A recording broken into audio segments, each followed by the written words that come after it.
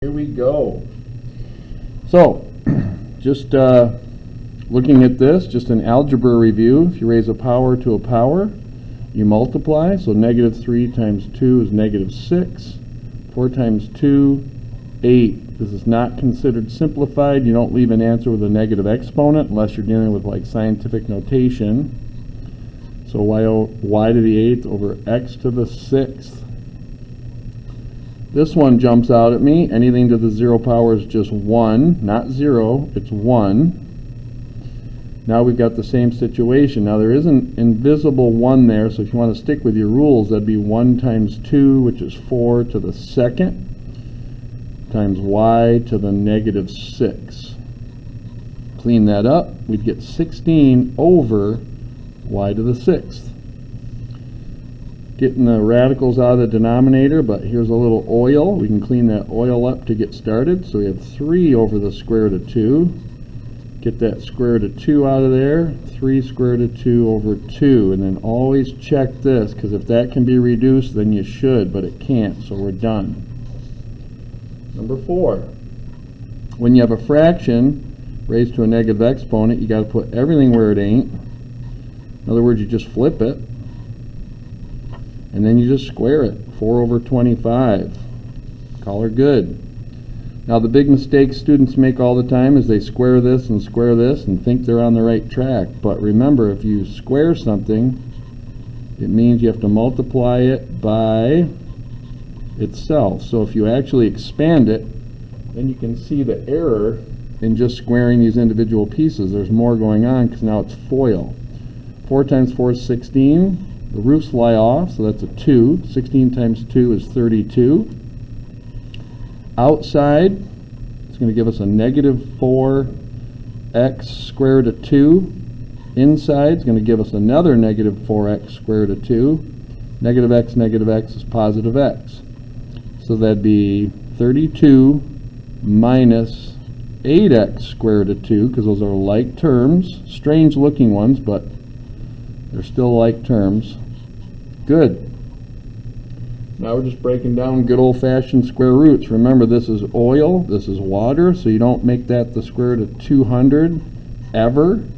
So we break down the water into a perfect square root, which turns into 4 times 5 times the square root of 2. Now we got oil and a little bit of water.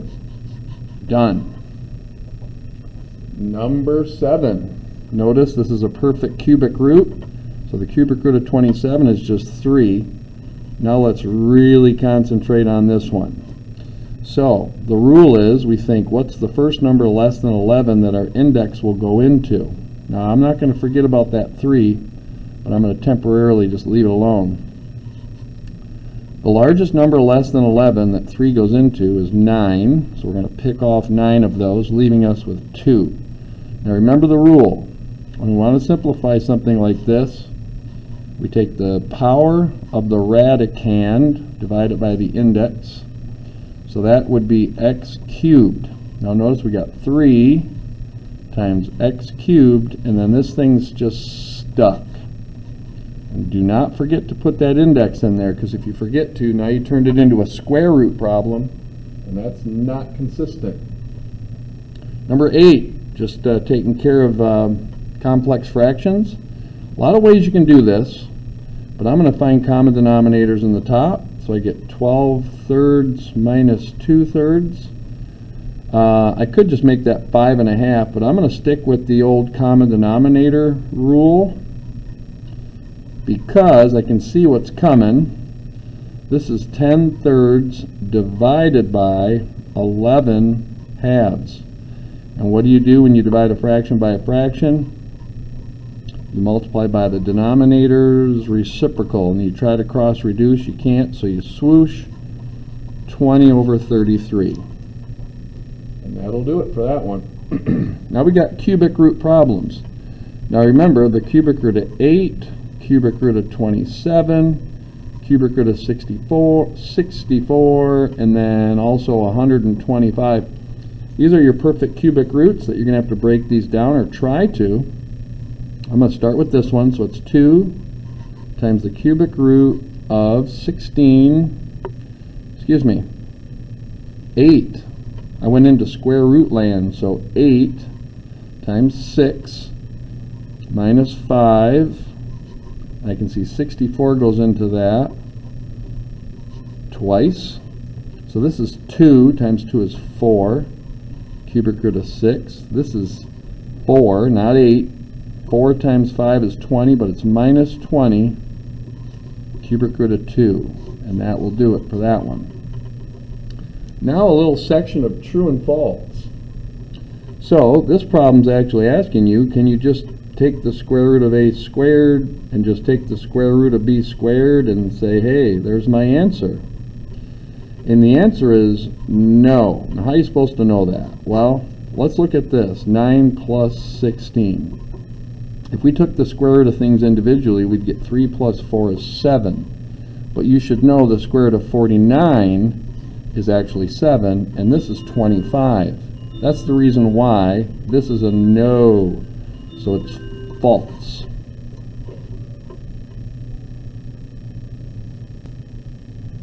Okay, very similar to number 10. They're asking us, you know, technically there's supposed to be a negative there, so I'm going to have to fix that. But they're asking you, can you multiply that by that, that by that, and just get x to the fourth, y to the fourth? The only time you can do that is if you had, hold on a second, if you had it like this, then the answer is, yeah, it's x to the fourth, y to the fourth. But if it's separated by addition, let me show you an example. If I had 2 plus 3 squared, hopefully you know this is 5 squared, which is 25, but let's experiment. 2 squared is 4, 3 squared is 9, and that certainly doesn't equal 25. So when this is an addition or subtraction, you cannot distribute this power in there. So this is false. Now how about this one? When the bases are the same and you're multiplying, you add the exponents. 4x and x is 5x. So this is true. Now look at this one. They're saying, hey, does that negative put everything where it ain't? The answer is false, and here's why. There's an invisible 1, and there's like an invisible times there. So these are two separate things. The only thing that should go down is that. So it should be 3 over y to the 6, not 1 over 3y to the 6. So that's false. True, false. Number 14. If f of x equals 2x squared plus 4, find f of 2a minus 1. You might think that's a misprint. You're like, hey, there's x's and a's, but this is no matter what's in here, you're supposed to plug in for x. That's the whole point. So we're going to take that and go 2 times x squared plus 4. Now can I just square this and square this? No, no, no. We just talked about that up here. That's a big no-no. So we have to go 2a minus 1, 2a minus 1. I guess the next thing we should talk about is, can you distribute this first? And that's no. Because remember your good friend PEMDAS? We got to take care of the, well, anything inside the parentheses first, which you can't add anything together, not like terms. Then you go to the exponents. So we're just supposed to focus on this, which takes us there. So here comes some FOIL, 4a squared. I'm going to go outside, inside in one step, minus 4a plus 1. Now we can double everything. So we get 8a squared minus 8a plus 2. Don't forget about that plus 4. So my final answer would be 8a squared minus 8a plus 6. Then out of nowhere, find the equation of a line. So you should think, hey, y equals mx plus b. We got to find the slope, y-intercept, no matter what they give us. Well, they spoon feed us this, so we know that's going to be y equals 0.4x plus b. Now question, is this my y-intercept? Now if I plotted that, it'd be 1.2 over here and then way up 3. Obviously no. Well, why is this a clue? Because x is 1.2, y is 3. That's going to allow us to find b. Y equals 0.4 times x plus b. So this is 3 equals, what would that be? Somehow the brain's not functioning right now, so I'm going to resort to the calculator. Times 1.2. 0.48. Should have known that. 0.48 plus b. Subtract 0.48, subtract 0.48, and I would get 2.52 equals b. So my final answer would be y equals mx plus b. Okay, another composition problem here. If g of x equals this and f of x equals this, find h of g of -2. So we got to start with the insides. So that's just saying plug -2 into the equation defined by g, and it's right here. So it's -2 times -2 cubed. Now -2 times -2 times -2 is -8 times -2 is 16. So really the problem turns into h of 16. Uh-oh. This is supposed to be an f. I got to fix that. So, yeah, so find f of 16. So we got to put 16 in for x. 16 times 2 is 32, minus 2 is 30. And your final answer, the final thing you get is your final answer. I'm going to go to my document and fix that right now. All right, number 17, find the missing sides. Well, this is just testing your knowledge of your 45, 45, 90s. And remember, the general rule is x multiply it by the square root of 2, or x square root of 2. So if this is 8, I know my hypotenuse is going to be 8 square root of 2. And because it's a 45, 45, 90, these two sides must be the same. Pretty simple, but good stuff to be reminded of. All right, find the missing sides. Now this one's going to take your 30, 60, 90 rules, mess with you just a little bit. So remember, x, if this is 30, 60, 90, we multiply this by 2 to get there. We divide by 2 to get back. So we times by 2 to get there. To go from here to here, we multiply by the square root of 3. But to get back, we divide by the square root of 3. Now they're messing with you a little bit, and I like it. This is the hypotenuse.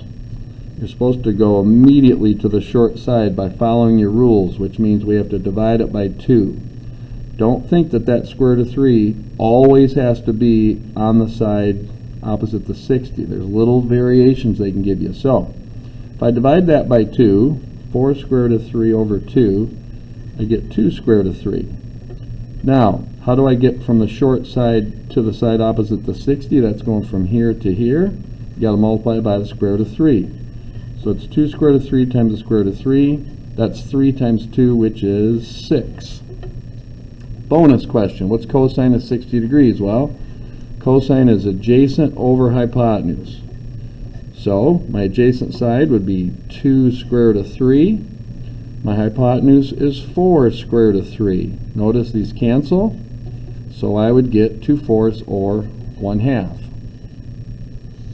All right, number 19, we're cruising. Find the inverse function of f if f is this. Well, the first thing you have to do is remember this is y, and just rewrite the darn thing. And then you're going to switch the x's and the y's. So really what you're doing at this moment is you're introducing the inverse function, because whenever you switch the x's and the y's, that's what you've just done. Now you're not done until you solve for y. So we got to cube this side, cube that side. I'm going to turn it around. Y plus 1 equals x cubed. Subtract 1, x cubed minus 1. And then I got to remember this is not to be left alone. It is now the inverse function of y, so I can't leave that y there. So I have to write it as the inverse function of the orig, the OG, x cubed minus 1. And there's your answer for number 19. Number 20. So, looks like a trig problem. We got a right angle, one side, one angle, and we're trying to find the hypotenuse. Well, if we focus on this angle, that would make this my opposite side. We know this is the hypotenuse, it just is. So if we wander through SOHCAHTOA and say, which trig function uses opposite and hypotenuse? Sine. So we say, okay, sine of 34 degrees equals opposite over hypotenuse. So make sure your calculator is in degree mode. You can check it by hitting mode, and then make sure your degree is highlighted, not radians. And we're all set to go. So now, sine of 34 degrees, 0.56 we'll call it. 0.56 equals 15 over x. Now we're trying to find x. So we're going to get it out of the denominator by multiplying by x, multiply by x. So 0.56x equals 15. Now we can divide both sides by 0.56. And so here we go. 15 divided by 0.56. 26 point, we'll call it 8. So x is approximately 26.8. Little trig for you. All right. This one's got a little bit more trig. Find angle A. Well, they're saying find this. I'm going to throw theta in there, making this my opposite side, and this is my adjacent side. So taking a quick peek up here, I can see I'm going to have to use tangent, because that's what uses opposite and adjacent. So I'm going to go tangent of theta is opposite over adjacent. How do I get from this looking thing to actually having my calculator tell me what the angle is? This is where you have to go second tangent. So second tangent, the inverse tangent, and I'm going to go 7 divided by 4, enter, 60.25. So 60.25 equals angle A, or theta, degrees. Okay, back to some basic algebra. Solve for y. Well, I got y here and I got a y here. Well, distribute, 3y squared plus 6 minus y minus 1 equals 0. Looks like we got a trinomial. Plus 5 equals 0. We're thinking, hey, can we factor this? But it doesn't look to me like it's factorable, so that's when you use your good friend quadratic formula. And here's my A, my B is -1, my C is 5. So here we go. Take the opposite of B. So the opposite of -1 is 1, plus or minus the square root of B squared minus 4 times A times C, all over 2A, which is 6. I don't know if we've used imaginary numbers yet, and it looks like we're going to have to deal with that. But whatever, let's just keep going and I'll show you what I'm talking about. So I get 1 plus or minus the square root. 1 minus 15, that'd be 60, would be -59 all over 6. And if you remember from Algebra 2, you take the I out, and then there you have it. There's y.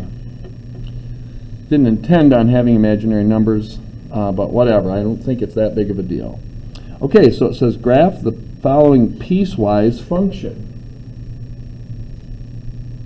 So I lost track of time. We're at 18 minutes, and I think I'm supposed to keep my recordings less than 15 for YouTube, so I'm already 3 minutes over. So this is an experiment to see if it's allowable these days. All right, well, I'll see you in a second for part 2.